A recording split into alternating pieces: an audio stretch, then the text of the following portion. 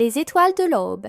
Dans un petit village niché au bord d'un lac entouré de montagnes, vivait Héloïse, une jeune femme passionnée par les étoiles.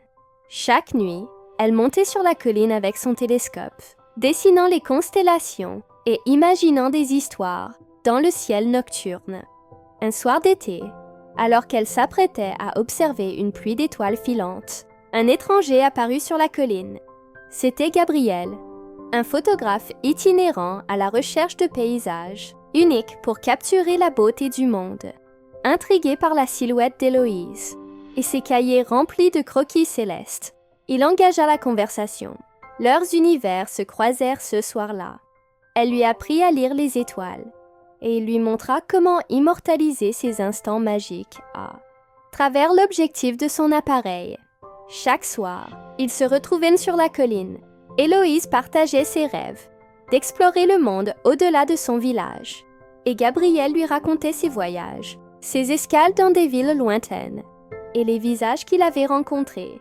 À travers leurs discussions, il découvrait qu'ils partageaient une même quête, trouver leur place dans un monde vaste et mystérieux.